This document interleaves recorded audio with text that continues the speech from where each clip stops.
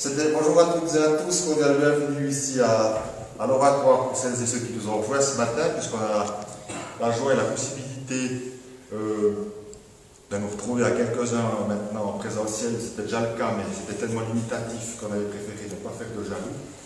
Donc on peut se retrouver maintenant, c'est une marque de confiance de la part de nos autorités envers toutes les communautés religieuses de quelque origine qu'elles soient, de pouvoir nous retrouver à quelques-uns. Et puis bienvenue aussi à vous, à toutes et à tous qui nous entendez ou qui nous voyez sur l'Internet et les applications qui sont disponibles, ou qui nous rejoindraient dans le courant de l'après-midi ou de la semaine pour revoir ou réentendre cet enregistrement. Alors c'était déjà pas facile quand on est tous ensemble dans l'oratoire de tenir une présidence, ça n'est pas non plus quand on parle presque à la caméra, et aujourd'hui, voilà les deux. Donc vous serez combattissants et généreux à mon égard pour tous les impairs qui seront commis. Merci en tout cas à toutes celles et ceux qui m'accompagnent ce matin dans la préparation de cette rencontre. Et c'est Muriel qui nous accompagne aujourd'hui avec le message du chant des anges qui étaient envoyés par le Seigneur lorsqu'il s'agissait d'annoncer quelque chose de particulier, de probant, qui annonçait que la main du Seigneur allait être activée, que le Seigneur avait des plans. Dans le livre de Pierre Fitzwallen, Panique angélique, il y a un immense stress avant Noël. Alors cette année, qu'on ne pourra pas fêter Noël comme d'habitude, on a un petit peu moins de stress, mais on sait qu'on a pu s'imaginer ce qui s'est passé dans le ciel, et Pierre Fitzwallen le romance très bien, le stress qu'il y a eu à minuit moins 5, lorsque le Seigneur devait naître. Donc nous sommes accompagnés par cette mélodie de Noël, par Muriel.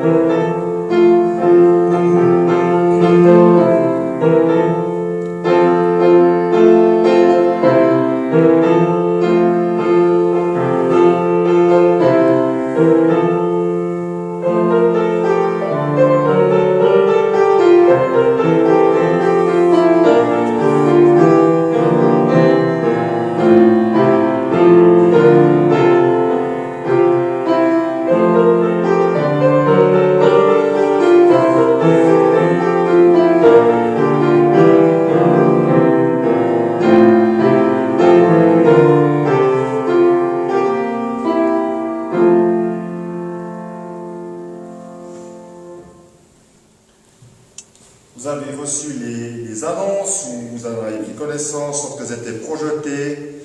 Donc, il n'y a plus de rencontre le mardi en semaine pendant les fêtes. La première rencontre qui aura lieu, ce sera celle du 12 janvier, si je ne m'abuse, et ce sera la rencontre de la semaine universelle de prière. Il y aura toutes les rencontres qui seront organisées comme d'habitude, en fonction naturellement et sous réserve de la situation sanitaire.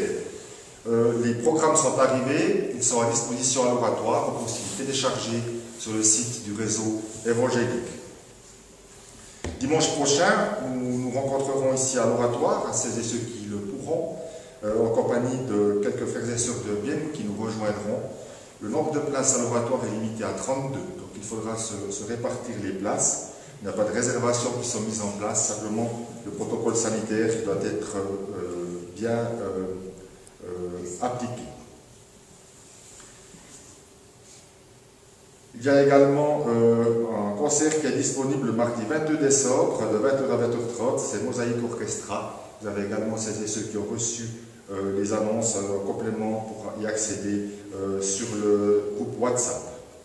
On peut également toujours encore annoncer, faire un petit message ou un film vous donner un petit mot d'accueil pour le film qui est mis en place, qui est organisé, qui est monté par Tom Voibley. Donc on peut lui adresser vos productions ou vos morceaux de musique ou que sais-je directement à lui pour qu'il mette tout ça en place. Voilà, j'espère que je n'ai rien oublié. Si quelqu'un voulait encore communiquer quelque chose ou compléter, c'est bien volontiers. Ça va paraître d'être le cas, je vous invite à la prière. Avec le Seigneur notre Dieu, nous voulons te louer et te bénir parce que tu souhaites que nous puissions nous approcher de toi. Tu as plaisir à voir tes enfants se rassembler, quelle que soit la manière dont nous le faisons. Nous te louons, nous te bénissons, Seigneur, pour la grâce qui nous est donnée de nous retrouver à quelques-uns et de faire monter tous ensemble avec tous les chrétiens du monde notre reconnaissance jusqu'au ciel. Merci Seigneur parce que pour faire monter notre reconnaissance, c'est parce que le Seigneur Jésus est descendu du ciel. Il y a à peu près 2 millénaires pour venir sur la terre, apporter la bonne nouvelle, la mettre en pratique et aussi s'offrir en sacrifice à la croix pour que nous ayons la vie. Merci Seigneur parce que tu as donné ta vie pour que nous vivions. Nous sommes infiniment reconnaissants, nous te louons et nous te bénissons pour cela. Bénis ces temps de culte, Seigneur, ici et ailleurs. Bénis, Seigneur, tous celles et ceux qui les entendront. Que ta parole puisse être agissante et bienfaisante dans chacune et chacun des cœurs. Et que nous puissions aussi, Seigneur, te donner un culte qui t'honore, parce que tu le mérites. Et nous te louons, nous te bénissons pour cela. Dans le nom du Seigneur Jésus-Christ. Amen.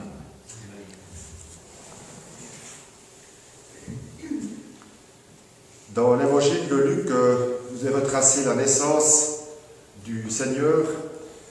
Nous lisons ordinairement ce texte en général à la période de Noël, ou le jour même de Noël, et comme cette année il n'y aura pas de fête du 25 décembre, nous lisons ce texte ce matin, dans Luc 2. En ce temps-là, l'empereur Auguste publia un édit qui ordonnait le recensement de tous les habitants de l'Empire. Ce recensement, le premier du genre, eut lieu à l'époque où Quirinus était gouverneur de la province de Syrie. Tout le monde allait se faire recenser, chacun dans la localité dont il était originaire. C'est ainsi que Joseph, lui aussi, partit de Nazareth et monta de Galilée en Judée, à Bethléem, la ville de David. Il appartenait en effet à la famille de David. Il s'y rendit pour se faire recenser avec Marie, sa fiancée, qui attendait un enfant. Or, durant leur séjour à Bethléem, arriva le moment où Marie devait accoucher. Elle mit au monde un fils, son premier-né. Elle lui mit des langes et le coucha dans une mangeoire parce qu'il n'y avait pas de place pour eux dans la pièce réservée aux hôtes. Dans les champs environnants, les bergers passaient la nuit pour garder leurs troupeaux. Un ange du Seigneur leur apparut, la gloire du Seigneur resplendit autour d'eux. Une grande frayeur les saisit. Mais l'ange leur dit, « N'ayez pas peur, je vous annonce une nouvelle qui sera pour tout le peuple le sujet d'une grande joie. Un sauveur vous est né aujourd'hui dans la ville de David. C'est lui le Messie, le Seigneur. Et voici à quoi vous le reconnaîtrez. Vous trouverez un nouveau-né dans ses loges et couché dans une mangeoire. » Et tout à coup apparut aux côtés de l'ange une multitude d'anges de l'armée céleste qui chantaient et louaient Dieu. Gloire à Dieu au plus haut des cieux et paix sur la terre aux hommes qu'il aime. Quand les anges les eurent quittés pour retourner au ciel, les bergers se dirent l'un à l'autre, allons donc jusqu'à Bethléem pour voir ce qui est arrivé, ce que le Seigneur nous a fait connaître. Ils se dépêchèrent donc d'y aller et trouvèrent Marie et Joseph avec le nouveau-né couché dans une mangeoire. Quand ils le virent, ils racontèrent ce qui leur avait été dit au sujet de cet enfant. Tous ceux qui entendirent le récit des bergers furent étonnés. Marie, elle, conservait le souvenir de toutes ces paroles et y repensait souvent. Les bergers s'en retournèrent, glorifiant et louant Dieu au sujet de tout ce qu'ils avaient vu et entendu. C'était bien ce que l'ange leur avait annoncé. Alors ce beau récit de Noël, qui nous raconte les premiers temps, ou la naissance de notre Seigneur. Et je me suis dit, en reprenant ce texte pour ce matin, que bien à l'époque, c'est vrai qu'on se rendait dans son lieu d'origine pour s'inscrire. Alors, si on m'avait demandé cela, j'aurais pas eu trop de problèmes parce que j'aurais dû aller jusqu'à Mont-Tremblant, depuis ici. C'était pas très long, ça serait allé. Mais pour avoir repris certains commentaires, il y avait à peu près 150 km entre les deux, la ville de résidence de Joseph et puis son lieu d'origine, donc avec les Hébreux. Il fallait aussi que les prophéties du Seigneur s'accomplissent. Il fallait que le Seigneur Jésus naisse dans la ville de David. Heureusement qu'il n'y avait pas le Covid à l'époque, et puis les services de l'État par Internet, parce qu'ils auraient pu s'inscrire sur la plateforme de l'État romain, et puis ils auraient été quittes de se déplacer. Donc là, la prophétie du Seigneur n'aurait pas pu s'accomplir. Les plans du Seigneur sont magnifiques, Internet n'existait pas, il n'y avait pas de pandémie à ce moment-là, mais le voyage a été long, je pense à peu près 5 jours environ à Dodane. C'est à peu près ce qui nous sépare de ce 4e dimanche de l'Avent. Vous avez pu voir les 4 bougies tout à l'heure qui sont allumées. C'est à peu près la période qui nous sépare entre aujourd'hui et le 25 décembre, à peu près 5 jours. Donc on peut imaginer, 150 km, ça fait d'ici jusqu'à Zurich, je ne sais pas, je n'ai pas regardé sur la carte un rayon, avec les coupes et tout, ça monte, après les kilomètres montent, sont pénibles. Et bien voilà, le Seigneur Jésus est né. Il n'avait déjà pas eu la vie facile dans le ventre de sa maman. Et on sait qu'après, il a quand même tout donné pour que s'accomplisse la volonté du Père qu'il a accomplie jusque dans les moindres détails. Mais nous sommes reconnaissants aussi de pouvoir entendre et chanter les paroles de quelques cantiques de Noël qui nous rappellent, qui reprennent ce texte que les auteurs ont repris en musique. Et le premier chant qui va être interprété est le cantique « À toi la gloire 111 ». C'est le cantique « À toi la gloire 111 ». Il va être projeté en même temps que je lirai les strophes. J'ai juste un tout petit pétouillage ici avec mon téléphone. J'aurais dû on croit faire de l'écologie en n'imprimant plus nos papiers forcément. Et puis après un immense moment de stress, je vais prendre le cantique, je me suis moqué déjà à l'écran, pour faire de bêtises. C'est le cantique « Écoutez en saint cantique ». Écoutez en saint cantique qui vient d'éclater dans les cieux. C'est un hymne magnifique. C'est un chant simple et joyeux. Les voix parcourent l'espace, disent aux humains surpris, la loi fait place à la grâce et Moïse à Jésus-Christ. La promesse est accomplie, le salut nous est donné. En Christ, Dieu réconcilie sa justice et sa bonté, l'œuvre de délivrance pour les captifs. C'est la nouvelle alliance, l'enfant Jésus nous est né. Les cantiques, les grands histoires sont projetés.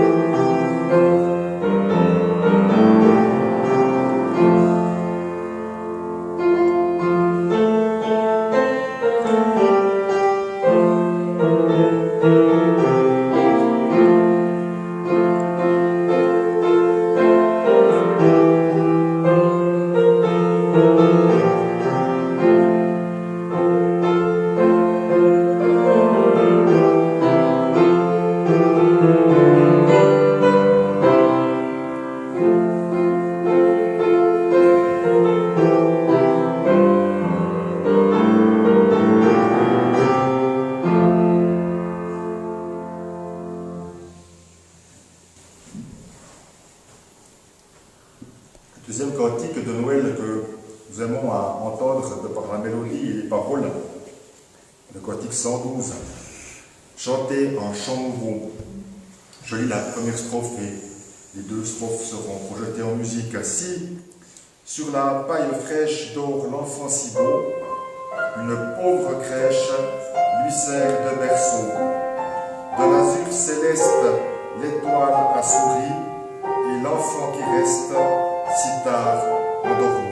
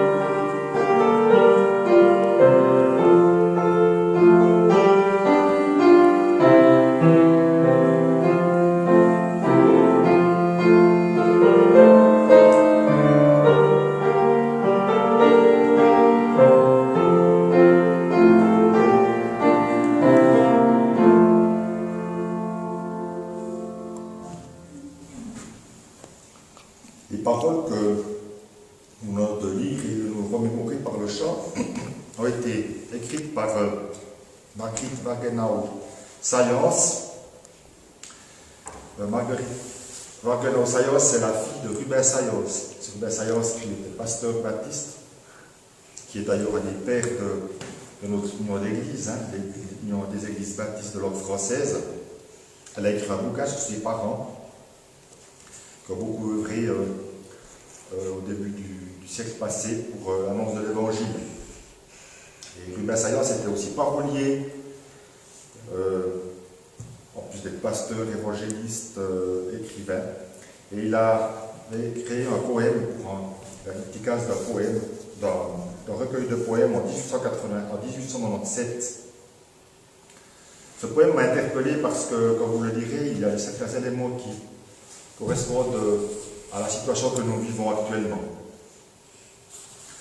Ô toi qui tiens le monde abrité sous ton aile, toi qu'un siècle révèle au siècle qui le suit, que pourraient ajouter à ta gloire éternelle les chants de pèlerins qui marchent dans la nuit. J'ose à peine chanter, mais j'ose moins encore me taire, ô Dieu d'amour qui me créa deux fois. Reçois donc l'humble encens d'un pécheur qui t'adore, depuis que son regard a rencontré la croix. À toi seul qui guéris, à toi seul qui pardonne, je consacre ma vie et mes chants ici-bas, et ne veux désormais te tresser des couronnes qu'avec des fleurs, ô Christ, écloses sous tes pas. Un poème de foi et de louange à Dieu, une louange qui est associée par le texte, par la rime et par le sens, un sens fort d'un Dieu qui, quelles que soient les circonstances, abrite le monde sous son aile jusqu'à ce que l'ensemble de ses plans soit accompli. Un chant du pèlerin qui marche dans la nuit. Nous avons toutes et tous des nuits à traverser, peut-être que nous en traversons actuellement, soit par la maladie, soit par l'affaiblissement, soit par la détresse, soit par la lassitude. Nous pouvons taire la gloire du Seigneur. Rubens Sayance l'a fait par l'écriture, et le Seigneur est redevable de notre adoration. Elle vient du cœur, par le chant que nous pouvons exprimer actuellement, mais par tout autre élan de notre cœur et de notre esprit, par la contemplation, par la reconnaissance journalière. Nous pouvons non seulement consacrer notre vie à chanter et à nous approcher du Seigneur, les thèmes qui sont à disposition pour les rencontres de l'unité des chrétiens reflètent également cette étape pour en prendre connaissance que simplement par l'écriture, la lecture de la parole de Dieu, notre cœur se remplit d'adoration et de louange pour le Seigneur. Que le Seigneur soit loué et béni.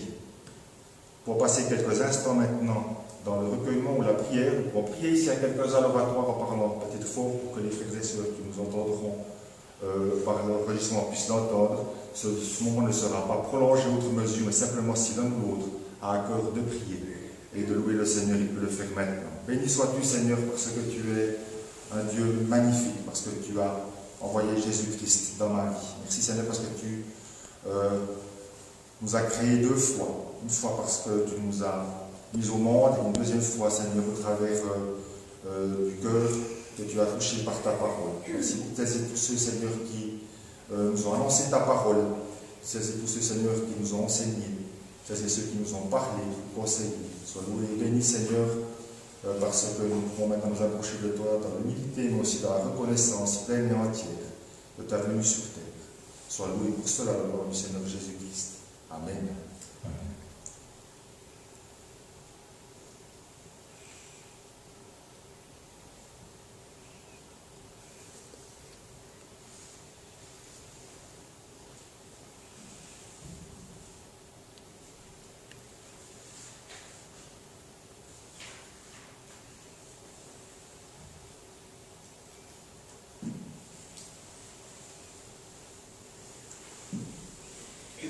Merci Seigneur pour ton amour si merveilleux qui a quitté la gloire du ciel pour venir jusqu'à nous. Nous qui n'étions pas tes amis, nous étions plutôt tes ennemis. Mais merci Seigneur parce que tu es venu pour nous sauver. Et nous voulons te dire ce matin tout notre amour, toute notre louange pour ce que tu es dans nos vies. Amen. Amen. Amen.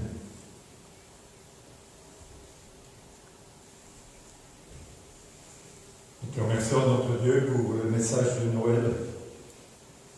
Que la lumière de Noël nous rappelle aussi que Jésus, la lumière du monde, est venu pour nous sauver. Et que nous puissions aussi être de ceux qui annoncent cette nouvelle autour d'eux. Nous te bénissons, Seigneur, pour ta fidélité.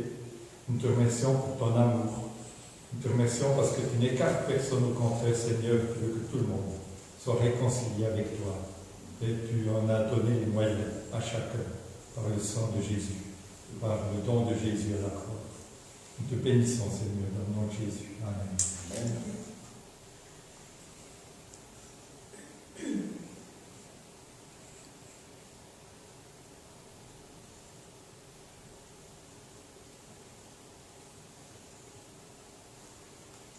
Merci Seigneur pour cette lumière de Noël qui resplendit dans l'univers tout entier. Merci parce que cette nouvelle est universelle. C'est une bonne nouvelle qui s'adresse à chacune et à chacun.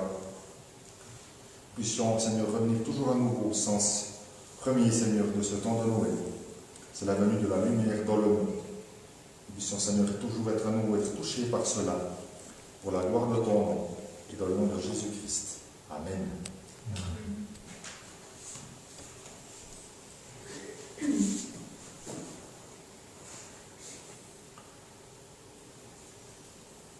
Je lis en prolongement des textes que nous avons partagés mardi passé en étude biblique vidéo diffusée.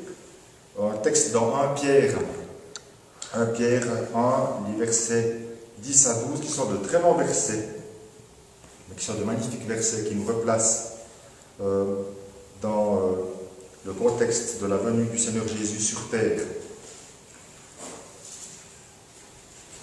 Ce salut a fait l'objet de recherches et des investigations des prophètes qui ont annoncé d'avance la grâce qui vous a été destinée.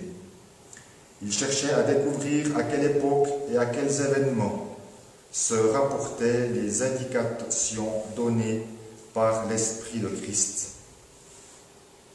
Cet Esprit était en eux et annonçait à l'avance les souffrances du Messie et la gloire dont elles seraient suivies. Il leur fut révélé que le message dont ils étaient chargés n'était pas pour eux, mais pour vous.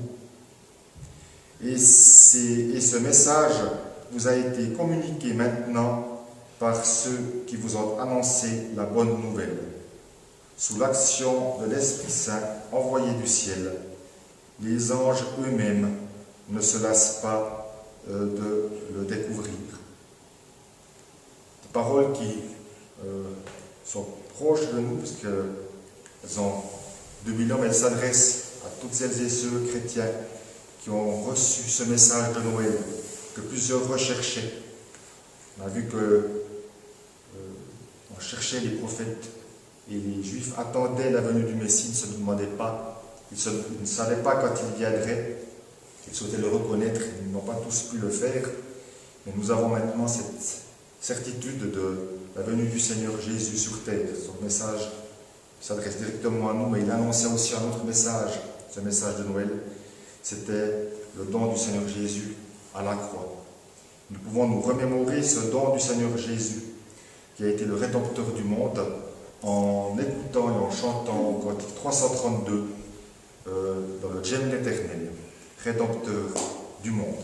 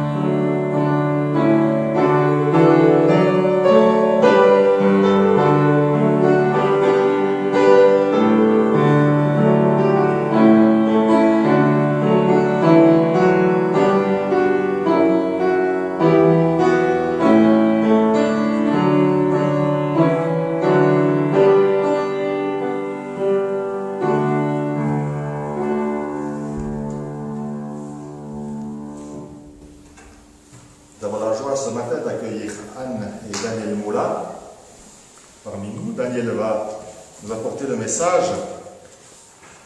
Le titre m'a interpellé, il va nous parler du petit Jésus, mais je ne vais pas tout dévoiler maintenant parce qu'il faut que le petit puisse apporter tout le piment à cet élément-là, mais c'est vrai qu'on se réjouit, Daniel, de t'entendre parce que tu as eu à cœur de nous apporter de la part du Seigneur. Merci beaucoup.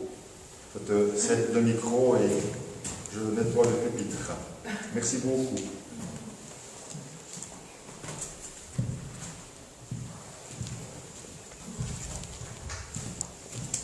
Bonjour à tous. Par rapport à la dernière fois où j'étais là, il y a un peu plus d'amis présents. C'est pour ceux qui apportent un message toujours réconfortant d'avoir des visages bienveillants, même si une partie est cachée de vos visages. J'ignore si vous me souriez ou pas, mais j'imagine que c'est le cas. Et je suis heureux de vous retrouver. Et ceux qui sont en ligne aussi. C'est un privilège d'avoir au moins les moyens techniques pour passer quand même du temps ensemble un dimanche matin. J'aimerais faire 3 lectures pour introduire mon sujet ce matin. La première se trouve dans le livre d'Ésaïe, au chapitre 9, où nous lirons les versets 5 à 7. Vous les connaissez. Un enfant nous est né, un fils nous est donné, et la domination reposera sur son épaule. On l'appellera admirable, conseiller, Dieu puissant, Père éternel et prince de paix. Donner à l'empire de l'accroissement et une paix sans fin au trône de David et à son royaume, l'affermir et le soutenir par le droit et par la justice, dès maintenant et à toujours. Voilà ce que fera le zèle de l'Éternel des armées. Et deux lectures au début de l'évangile de Luc. Au chapitre 1er, les versets 30 à 33, l'ange lui dit, à Marie donc, « Ne crains point, Marie, car tu as trouvé grâce devant Dieu. Et voici, tu deviendras enceinte et tu enfanteras un fils, et tu lui donneras le nom de Jésus. Il sera grand et sera appelé fils du Très-Haut. Et le Seigneur Dieu lui donnera le trône de David son père. Il régnera sur la maison de Jacob éternellement, et son règne n'aura point de fin. » Et puis au chapitre 2 de cet évangile de Luc, les versets 25 à 35. Et voici, il y avait à Jérusalem un homme appelé Siméon. Cet homme était juste et pieux, il attendait la consolation d'Israël, et l'Esprit Saint était sur lui. Il avait été divinement averti par le Saint-Esprit qu'il ne mourrait pas avant d'avoir vu le Christ du Seigneur. Il vint au temple, poussé par l'Esprit, et comme les parents apportaient le petit enfant Jésus pour accomplir à son égard ce qu'ordonnait la loi, il le reçut dans ses bras, bénit Dieu et dit, « Maintenant, Seigneur, tu laisses ton serviteur s'en aller en paix selon ta parole, car mes yeux ont vu ton salut. Salut que tu as préparé devant tous les peuples, lumière pour éclairer les nations et gloire d'Israël ton peuple. » Son père et sa mère étaient dans l'admiration des choses qu'on disait de lui. Siméon les bénit et dit à Marie, sa mère, « Voici, cet enfant est destiné à amener la chute et le relèvement de beaucoup en Israël et à devenir un signe qui provoquera la contradiction. Et à toi-même, une épée te transpercera l'âme, afin que les pensées de beaucoup de cœurs soient dévoilées. » Jusque-là, la lecture de la parole de Dieu. Tous ces textes évoquent parfois très longtemps en avance la grandeur et la gloire du Messie. C'est un sujet à prendre à cœur en cette période de Noël. Pourquoi? Parce que en divers endroits, lieux publics, magasins, églises, des crèches de toute taille et style sont exposées pour décrire la nativité. Placés au centre, les santons représentant Marie et Joseph contemplent le bébé posé dans une mangeoire sur un lit de paille fraîche. C'est le petit Jésus. N'est-ce pas ainsi qu'on le décrit souvent? J'ai l'impression que pour beaucoup de gens, c'est l'idée qu'ils se font du Sauveur, le petit Jésus. Remarquez, à Noël, beaucoup de gens ne pensent même pas à Jésus. Cette fête n'est pas vraiment religieuse, c'est un grand moment pour les familles et pour les commerces, mis à mal cette année par l'issue de la pandémie. Point de mention de Jésus le plus souvent, sauf peut-être dans les chants de Noël entendus distraitement et qui parfois contiennent le nom du Sauveur. Pour nous cependant, Jésus, le Seigneur et Sauveur, est au cœur de la fête. Et cela aussi durant toute l'année. La vie chrétienne est christocentrique, centrée autour de Christ. Comme le dit Paul, l'essentiel c'est de le connaître, lui. Philippiens 3. Les prophètes qui annoncent la venue du Messie dans l'Ancien Testament ne s'attardent pas sur l'étape du petit enfant emmailloté et couché dans une crèche. Très vite, les prophètes évoquent la destinée glorieuse du Messie, la grandeur, ses titres et surtout l'œuvre merveilleuse qu'il accomplira. Luc 1, 32 et 33, que nous avons lu, résume bien l'annonce de la grandeur de Jésus dans les paroles qu'il adresse à Marie. Il sera grand. Et il sera appelé Fils du Très-Haut. Et le Seigneur Dieu lui donnera le trône de David, son père. Il régnera sur la maison de Jacob. Et son règne n'aura point de fin. Cette grandeur retiendra finalement notre attention ce matin pour dépasser l'image du petit Jésus qui resterait indéfiniment un bébé fragile, inoffensif et muet. Le petit Jésus a beaucoup grandi depuis. Peut-être que vous connaissez bien le livre d'Alain Audersey, son premier livre d'ailleurs, je crois, Idées reçues. Et il y a dans ce livre un dessin qui évoque Noël. Au milieu de l'image, assez grande, il y a un pied colossal, ne pouvant appartenir qu'à un être immense, gigantesque. On ne voit que le pied. La tête doit être au moins dans les nuages. Contre ce pied colossal, le dessin montre que le traîneau du Père Noël est venu buter contre le talon. Un accident de la circulation. Les rennes sont assommées, le traîneau est bon pour la casse, les cadeaux sont éparpillés dans le décor, le Père Noël, sonné, étalé dans la neige, se demande ce qui lui arrive, il cherche à retrouver ses esprits. Et la légende qui va avec le dessin dit à peu près ceci: en 2000 ans, l'enfant de Noël a beaucoup grandi.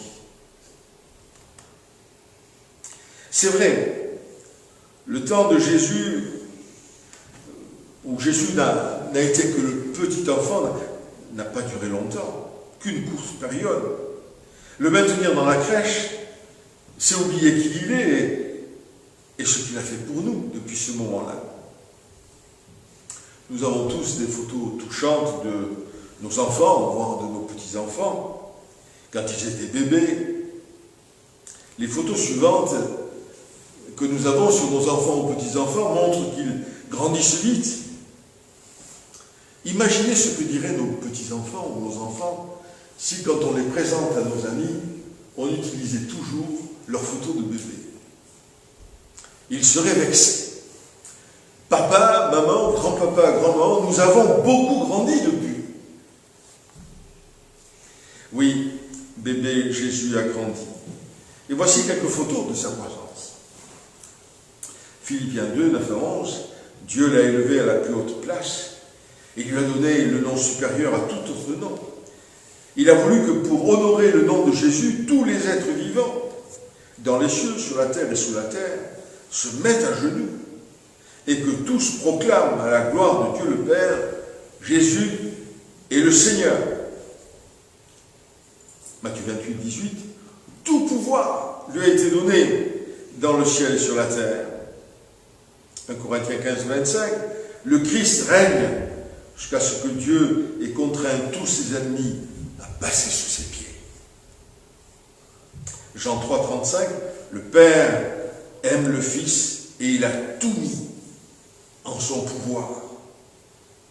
Jean 17, 3, 5, Jésus dit, la vie éternelle consiste à le connaître, lui, le seul véritable Dieu, et à connaître Jésus-Christ, qu'il a envoyé. Et il ajoute, j'ai manifesté ta gloire sur la terre, j'ai achevé l'œuvre que tu m'as donné à faire. Maintenant, Père, accorde-moi en ta présence la gloire que j'avais auprès de toi avant que le monde existe. Apocalypse 5, l'agneau qui a été mis à mort est digne de recevoir la puissance, la richesse, la sagesse, la force, l'honneur, la gloire et la louange. Et dernier texte, Apocalypse 19, 16, il est le roi des rois et le Seigneur des seigneurs. Bien d'autres versets décrivent la grandeur de Jésus. Et elle était annoncée bien avant sa naissance.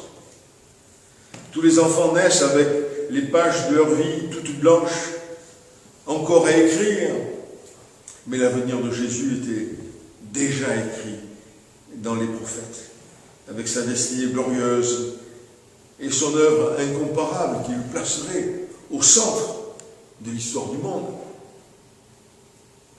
Mais c'est vrai qu'au début, et pendant près de 30 ans, cela n'a eu rien de vraiment glorieux. Même si les visites des anges chez Marie, puis chez Joseph, ou l'intervention de la chorale céleste, ou la venue des mages guidés vers l'enfant Jésus par une étoile, sont définitivement des événements hors du commun, exceptionnels, autour de l'arrivée de ce bébé. Cependant, le reste des faits concernant la nativité et les suites ne disait vraiment rien de la destinée glorieuse qui venait de débuter dans une étable. Les gens de Bethléem se sont peut-être dit « C'est mal fait pour cette jeune femme obligée d'accoucher loin des siens et dans une étable. César a bien mal choisi la date du recensement, forçant cette future maman à voyager dans cet état avec son mari. » Peu après, il y eut le voyage en Égypte, pas pour une croisière de luxe sur le Nil pour contempler les pyramides et de formidables temples au fil de l'eau. Non, non, c'était une fuite vers l'inconnu, l'exil total, terrible. Était-il préparé pour cela? Certainement pas. Marie et Joseph n'avaient pas un passé de globe-trotters, guide du routard en main. De plus, ils voyageaient avec un bébé, à protéger, à nourrir, voire à cacher, car ils fuyaient des assassins. Le rôle de Joseph était lourd et difficile, pour voir aux besoins et à la sécurité de ces deux trésors, et cela en terre inconnue. Étrange retournement de l'histoire, l'Égypte, qui avait été jusque-là synonyme d'esclavage pour le peuple juif, devenait le refuge protecteur pour son Messie et celui du monde entier. Puis le moment vint de retourner à Nazareth, après la mort d'Hérode. Imaginez, ce fut un retour difficile à expliquer à leur famille, à leurs amis, après une absence mystérieuse, bien plus longue qu'un simple aller-retour à Bethléem pour le recensement. Comment leur expliquer ensuite leur voyage en Égypte, ses raisons et sa durée? Il fallut aussi digérer les fatigues de ce long voyage, remettre en état la maison abandonnée. On pense que ça a duré au moins 2 ans, ce séjour en Égypte, avant la mort d'Hérode. Retrouver l'atelier du charpentier et chercher des clients, grâce auxquels ils pourraient à nouveau gagner de quoi subvenir à leurs besoins. Marie et Joseph savaient de grandes choses sur l'enfant Jésus, mais certaines de ces révélations étaient pénibles, voire difficiles à comprendre. Cela faisait d'eux les gardiens d'un mystère profond et d'une grande espérance, mais encore incommunicable. La gloire réelle du Messie devait rester voilée aux yeux du monde. Le temps viendrait. Mais en attendant, la discrétion s'imposait. En privé, Marie et Joseph devaient se demander comment et quand ce qui leur avait été annoncé se réaliserait. Jésus était tellement différent des autres enfants. Il grandissait en sagesse, en stature et en grâce devant Dieu et devant les hommes, dit Luc 2, verset 52. Mais aussi, étonnant que cela puisse paraître, ce n'était pas ce genre de choses qui attiraient les regards. Les gens sans histoire passent souvent inaperçus. RAS, rien à signaler. On parle bien plus de jeunes délinquants que de ceux qui sont bons élèves, gentils à la maison comme en société. ses élèves et ses enfants gentils ne font pas parler d'eux, même s'ils font le bonheur de leurs parents. Leurs parents qui ne réalisent pas toujours leur bonheur, justement, quand tout se passe bien avec leur enfant ou avec leur ado. La sagesse de l'enfant Jésus a tiré peut-être l'une ou l'autre remarque condescendante, du genre « Vraiment, vous avez un gentil garçon ». Il est très mûr pour son âge, sans plus. Si l'on s'en tient aux détails donnés dans les évangiles, Jésus a vécu 30 ans dans cette ombre discrète, baignant dans le bien, mais sans gloire, sans attrait particulier pour ses contemporains. Il était le fils du charpentier. Et on le regardait peut-être de haut comme quelqu'un issu d'une famille ouvrière du village, un manuel. Puis soudain, Jésus sort de l'ombre. C'est un homme largement majeur. Il a environ 30 ans, nous dit Luc, quand l'heure vient pour lui d'entamer son ministère public et son cheminement difficile pour accomplir les promesses divines. Durant les 3 années qui suivirent, Jésus a connu des fortunes diverses aux yeux des hommes. Pour un temps, il eut les faveurs de la foule. En quelques semaines, suite à divers miracles étonnants, sa renommée était faite. De grandes foules cherchaient à le voir, à l'entendre. Ces renommées soudaines, notre monde en produit quelquefois. Je me souviens en 2009, une star mondiale est née, Susan Boyle. Je ne sais pas si vous la connaissez, si vous en souvenez. Sans emploi, âgée de 48 ans, elle avait mené jusque-là une vie très discrète. Seuls quelques proches savaient qu'elle avait une belle voix, entendue une autre fois dans une fête locale. Il fallait qu'elle passe avec succès dans une émission très populaire en Angleterre pour que, grâce aux médias, des millions de gens sur la planète découvrent sa belle voix chaleureuse. Elle invite dans le monde entier pour qu'elle chante. Ce fut un formidable phénomène médiatique dans le monde anglo-saxon et ailleurs. Vous en avez peut-être entendu parler, Susan Boyle. Suivant les circonstances, on peut passer très vite de l'anonymat à une gloire planétaire. L'inverse est aussi vrai. Il arrive que les stars du showbiz sombrent vite dans l'inconnu, parfois même dans la misère. Jésus a connu la gloire pendant la première moitié de son ministère. Des foules immenses le suivaient. On se tenait à informer de ses déplacements pour pouvoir le suivre et ne rien rater de ses apparitions publiques et surtout de ses miracles. Imaginez, à cette époque-là, en pleine campagne de Galilée, des auditoires de plusieurs milliers de personnes. De quoi rendre jalouses et inquiètes les autorités religieuses et politiques. Qu'un habitant de ce trou perdu de Nazareth soulève un tel engouement des foules, les laissait abasourdis. Il n'était plus un petit Jésus. Sa famille était inquiète, elle sentait bien que cette situation deviendrait à la longue dangereuse. Ils ont même tenté de l'arrêter, l'accusant d'être hors de sens. Sa famille avait au moins raison sur un point. Jésus s'est effectivement fait très rapidement de redoutables ennemis, surtout parmi les chefs religieux. D'autant plus que Jésus ne les ménageait pas. À la fin, il a payé très cher. Cependant, malgré les risques, Jésus n'a rien changé de son message et de ses objectifs. Il ne s'est pas non plus laissé prendre par l'orgueil et la gloire, par la soif du pouvoir ou par l'argent. Il a continué d'annoncer le royaume de Dieu, dont les lois et les principes n'étaient pas aussi populaires qu'il le paraissait au début. Plusieurs de ceux qui se disaient ses disciples l'ont abandonné. Jésus ne caressait personne dans le sens du poil. Il disait la vérité, mais même la vérité dite avec amour peine à passer. Et elle soulève souvent l'opposition.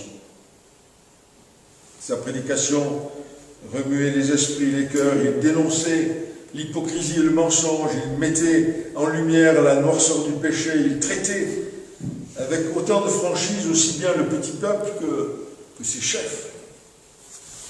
En présentant la conversion, la repentance et la foi comme des étapes indispensables au salut, il a mené la transformation de beaucoup de vies. Le message du pardon et de la paix transformait des femmes, des hommes, comme la Samaritaine ou Zachée, le percepteur véreux. La compassion de Jésus pour les faibles, les rejetés, les méprisés, était à l'origine de ces transformations remarquables. D'ailleurs, on ne pouvait approcher Jésus sans être obligé de côtoyer ce genre de personnes que les gens bien pensants de l'époque préféraient éviter. Aux yeux des hommes, il a finalement récolté ce qu'il avait semé. On n'attise pas sans risque la haine et la jalousie des puissants.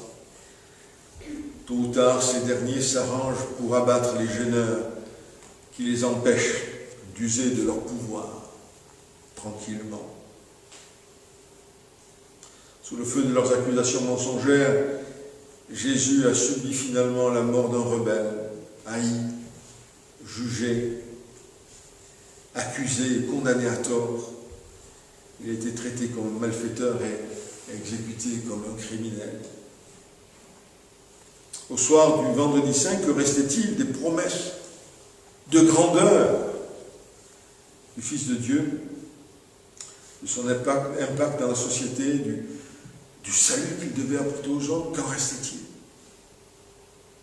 On comprend le désarroi des disciples d'Emmaüs qui disaient à leurs compagnons de route: nous avions cru que c'était lui.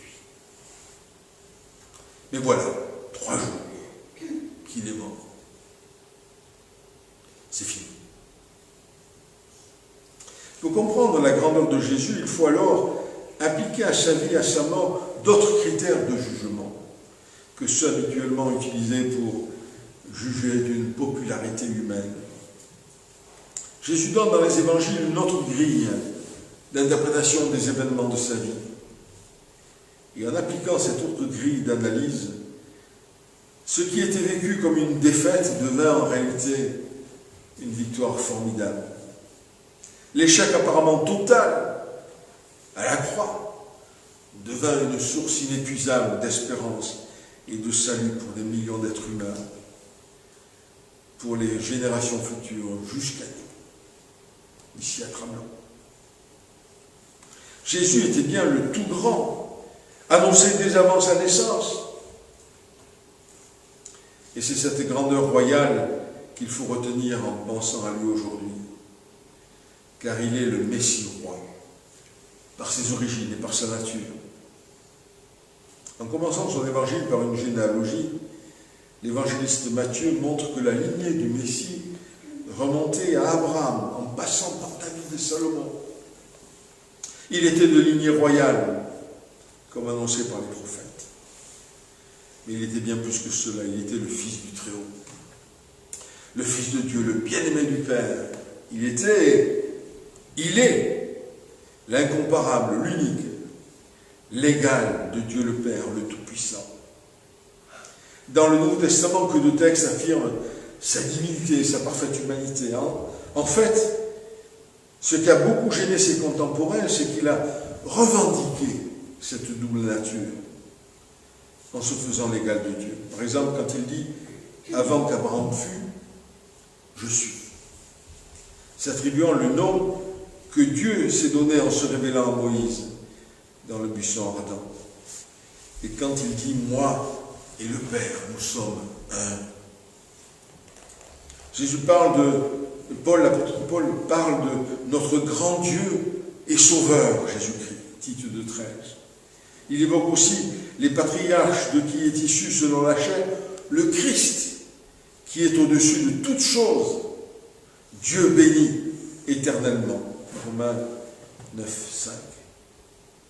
Ce qui était annoncé s'est bel et bien réalisé. Jésus était effectivement Emmanuel, Dieu avec nous. Et il ne s'est pas contenté d'affirmer cela, il l'a prouvé par ses œuvres puissantes, époustouflantes, extraordinaires. Il a montré qu'il domine à la fois sur la nature, la mer et le vent lui obéissaient, mais aussi la vie, la maladie, sur la mort, en ressuscitant plusieurs personnes décédées, parfois depuis plusieurs jours, comme Lazare.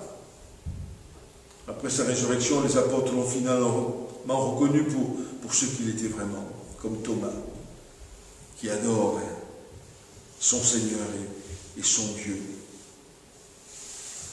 Quand Paul rappelle aux anciens d'Éphèse l'importance de son rôle de berger, il leur révèle en même temps la vision qu'il avait de Christ. Il écrit ceci: « Prenez garde à vous-même et à tout le troupeau sur lequel le Saint-Esprit vous a établi évêque, pour paître l'Église de Dieu qu'il s'est acquise par son propre sang. »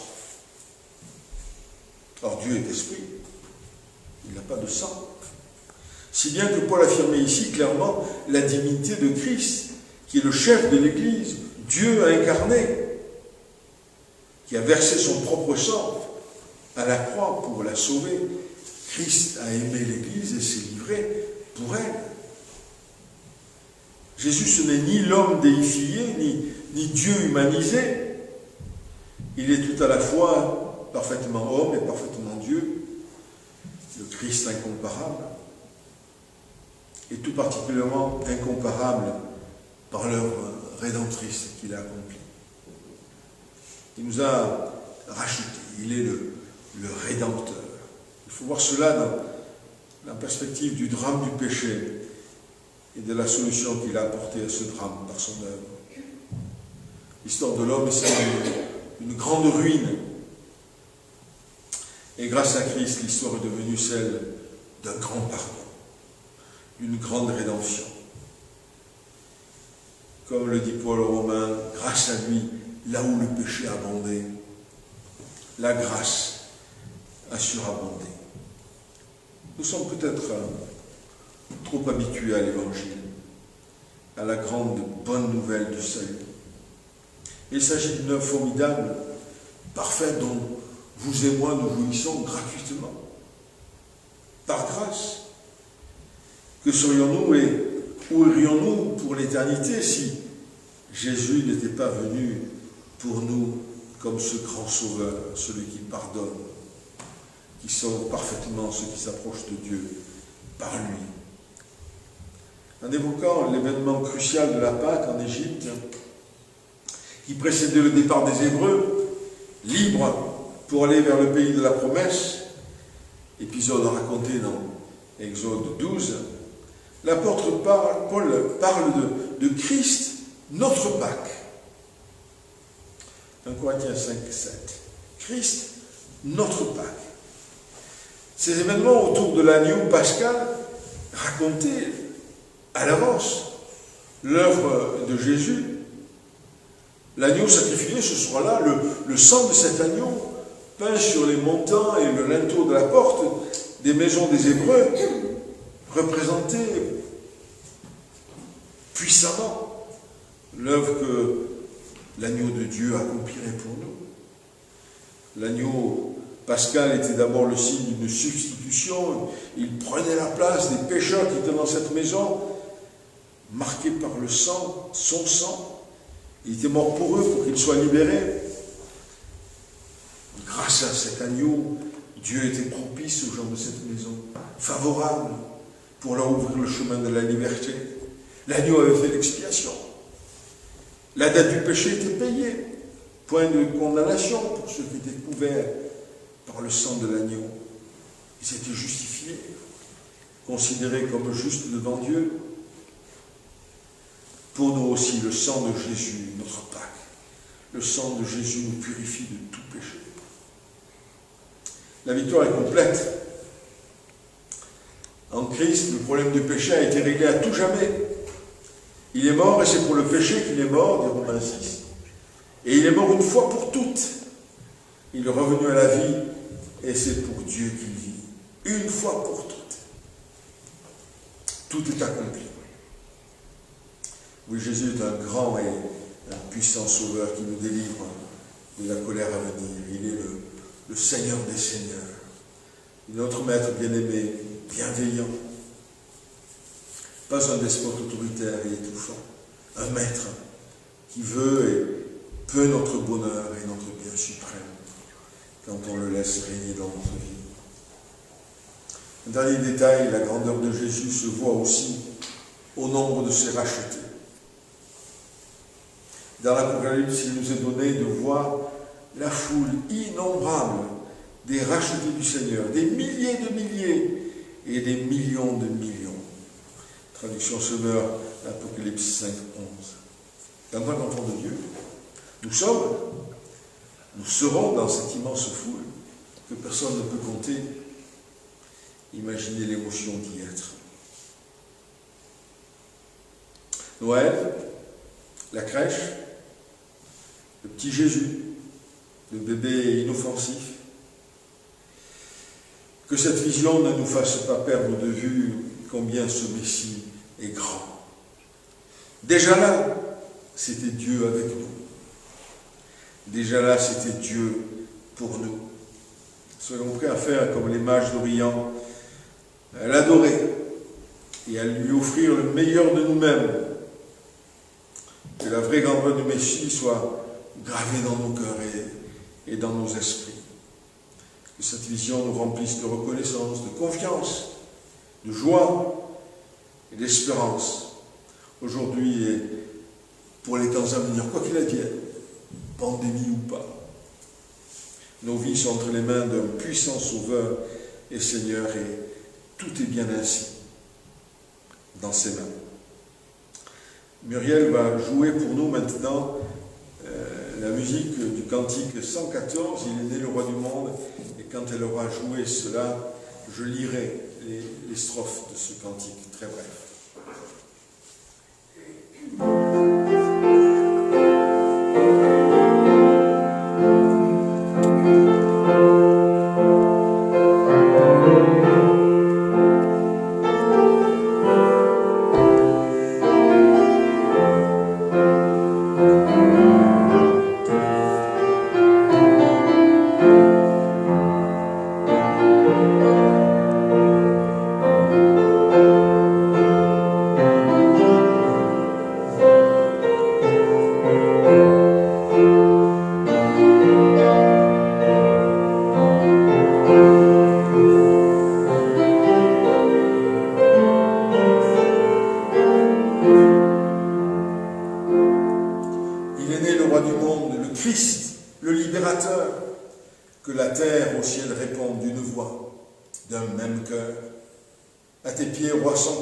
Jésus, nous courbons nos fronts.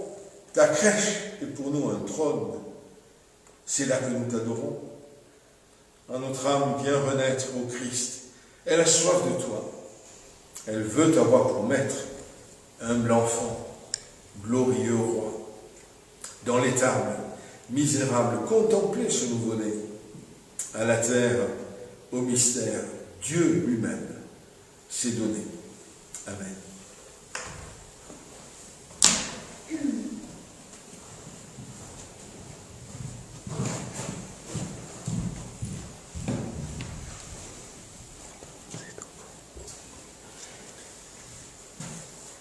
Merci beaucoup à Daniel pour ce message.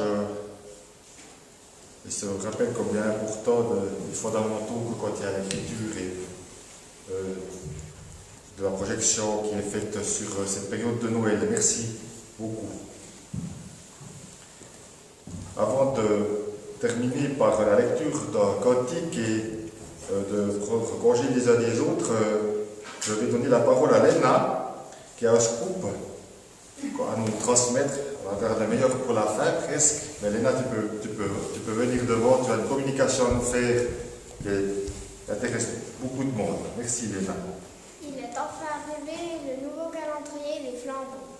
Écoute, Casse-Froid, il est magnifique et on te l'apporte volontiers chez toi. Voilà, merci beaucoup Léna pour cette publicité.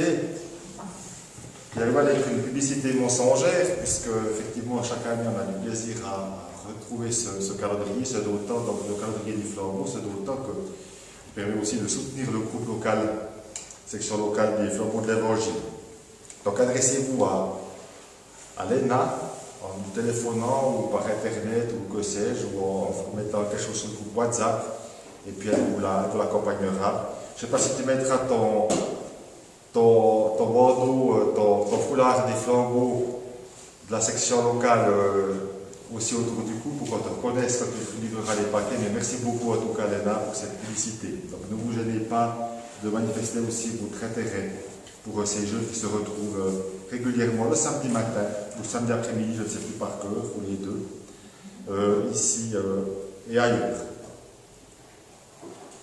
Avant de nous séparer, je vais lire les paroles d'un cantique que Muriel va interpréter au piano en clôture de cette rencontre, le cantique 72 dans le recueil Attends la gloire qui est intitulé Rien n'est comparable.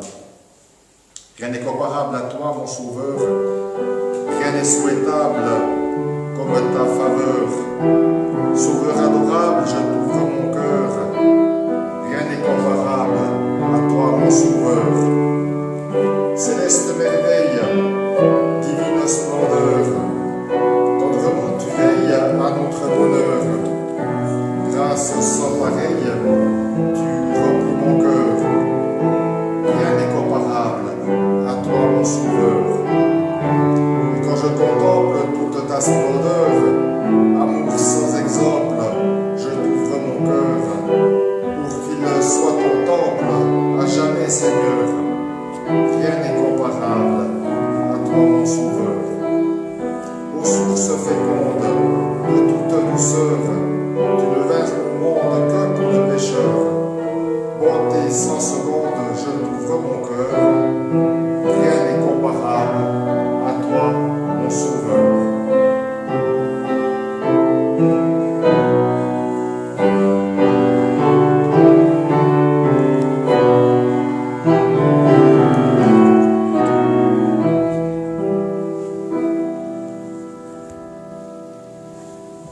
Je vous souhaite à toutes et à tous un tout bon dimanche, une bonne semaine, un joyeux Noël et un bon retour pour celles et ceux qui rentreront chez eux maintenant. Merci aussi à Anne et à Daniel d'avoir été parmi nous ce matin. Et bonne semaine à chacune et à chacun. À bientôt, au revoir tout le monde. On peut dire au revoir à tous ceux qui sont en ligne. Au revoir. Au revoir. Bon dimanche. On n'est pas autant, ça vous a déjà coupé, on n'est pas autant, je ne sais pas si vous avez regardé le dernier journal de Jean-Pierre Pernaut cette semaine. On a fait comme les correspondants dans les régions, on a fait coucou à tout le monde. Alors au revoir, joyeux Noël à toutes et à tous, merci.